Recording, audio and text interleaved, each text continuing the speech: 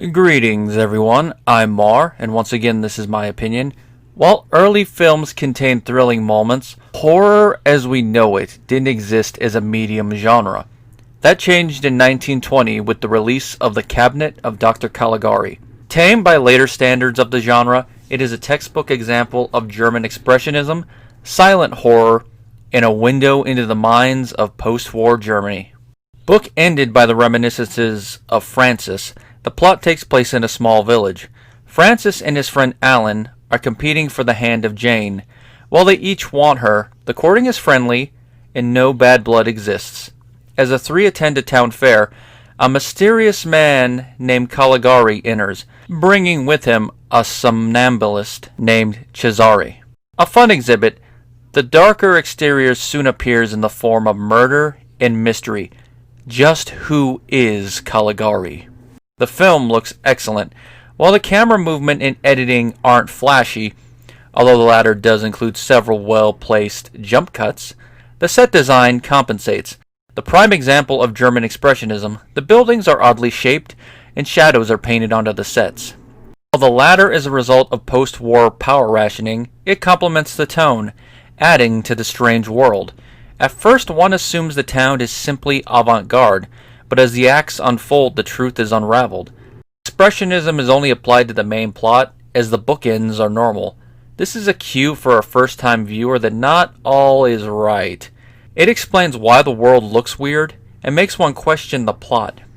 How much of what we saw happened, and how much is simply delusion? While the over-exaggerated style of the silent era might not be for everyone, it is an art itself, complementing the purely visual style of early cinema.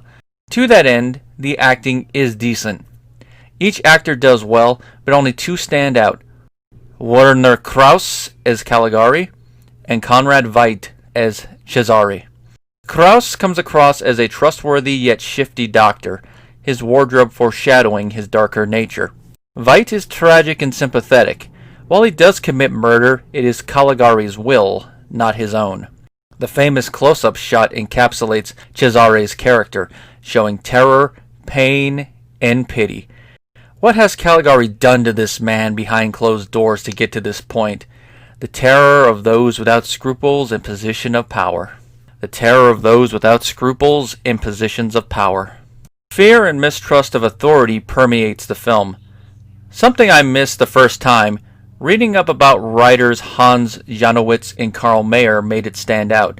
A pacifist, Janowitz served as a German officer during World War I. His experiences left him embittered with the military and distrustful of authority. Mayer avoided service by feigning madness. Their meeting and collaborative writing were bound to have anti-authority leanings, even if written subconsciously. Given how many didn't agree with the Treaty of Versailles and loathed the economic depression that followed, it's understandable why the pair drew on these feelings for inspiration. These feelings are personified in Dr. Caligari. As a medical doctor, he has authority over his patients and is supposed to act in their best interests. Instead, to fuel his obsession with recreating a legend from centuries past, he abuses Cesare's condition for profit and murder. While the term isn't used, Cesare is a zombie, acting at Caligari's whim.